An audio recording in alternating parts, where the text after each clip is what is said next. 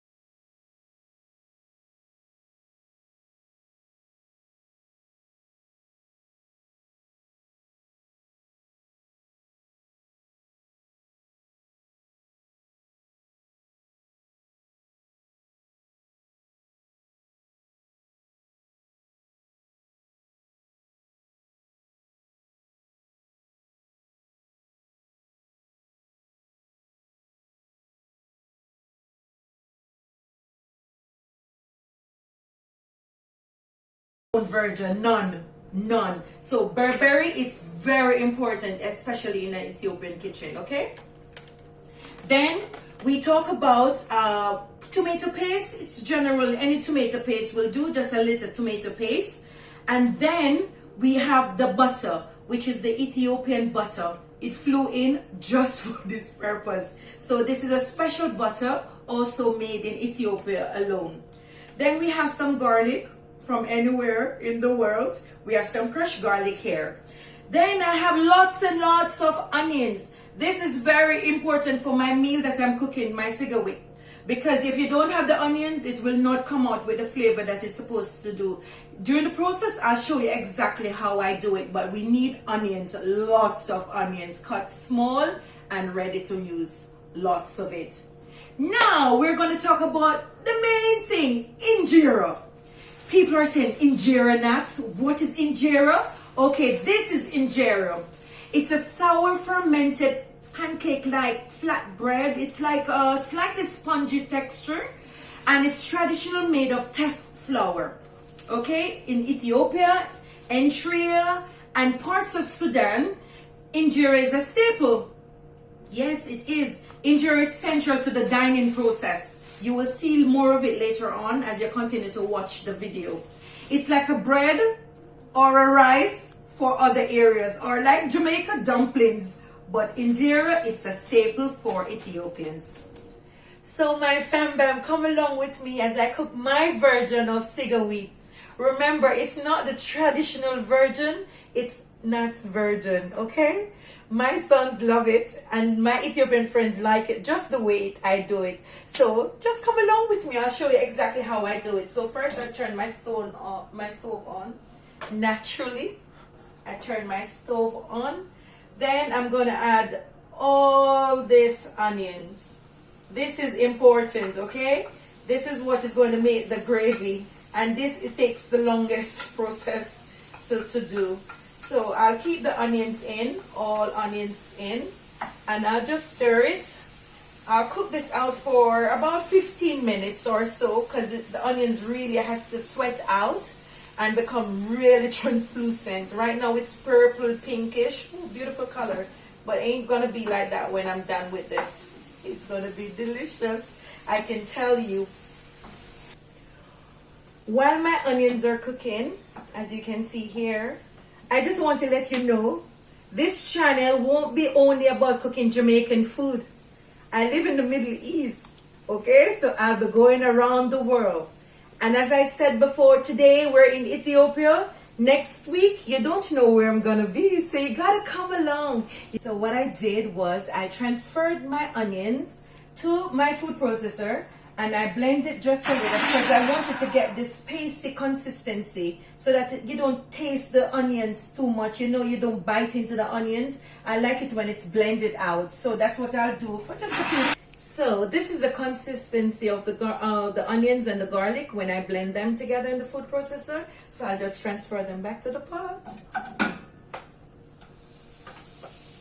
This is perfect when it's all come together like a paste, because it will all cooked out inside the pot and not have that, you know, taste like you're biting into an onion or so. So I think this is fantastic. This is a good way to do it. So you need to do that. Just blend it in the food processor and get it all to this consistency, and it will be easier to work with and taste better too. So just come and have a look. This is how it is in the pot. This is very awesome. So I'll let it go again for about another 5 minutes or so.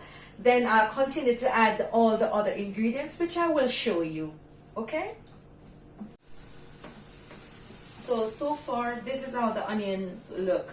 But I still want it to cook up more, so I'll continue to stir it so that it doesn't burn. I don't want it to burn or catch at the bottom. So I'll continue to stir it for it to really, really cook out more. So I'll come back to you. I'll show you exactly what I put in next and how we proceed from here. So guys, my onions are ready. I think it's perfect. I love the consistency, the look. You see, it's no longer pink or purple, so it's cooked through. So this is how the onions will look after I cook it. Now I'm going to add the other ingredients. So first I'll add my butter, my Ethiopian butter I told you about. That flew in just from Ethiopia for me. Yes, to cook. So I add my Ethiopian butter. You won't get this in Jamaica or anywhere else. It has to come from Ethiopia. It is so tasty, guys. It is so tasty. I don't know what they put in there, but it's so tasty. Woo. But fatty, I guess, but it's good. It's good. Then I'm going to add some tomato paste. Yeah, all of it. I'll just add some tomato paste. Okay? And then I'll add the berbere. I told you you cannot cook Ethiopian food without berbere. It's the mixed spice that we told you about earlier on that comes from the brown chilies. It's not as fiery as Scotch bonnet or so, but it's a bit fiery. But I like it. My kids like it. My friends like it. So I can't cook Ethiopian food without the berbere. You can see the difference now. Look at how everything changed. It has such a beautiful, vibrant color. It's like red, orange, deep purple. Look at it. It's gorgeous. So I put in my berbere. I don't think I want to put all. It's about 2 teaspoons or tablespoons of it. I won't put all of it because I don't want it too spicy, so that my family cannot eat it and enjoy it as much as I want them to. So yes, and this is now how it looks. That beautiful color. I always like to stir it a little more before I add anything more, because I don't want any raw taste of spices. I want the spices to really, you know, come together and mold together, and you know what I mean. Yes, man, that's how we do it. So we'll put it all together like this. And before I add anything more, I told you before that I pressure the beef cubes so that it's easier for to cook, because this process is normally a very long process, but I do it the easier way. So now the beef is just beef cubes in water, and I put a little cube in it, like half a cube, just for flavor, and then it's done. So I'm going to add it to the sauce, that I've put together, the blended sauce. So I'll add all the beef and the water that was cooked with the beef, yeah.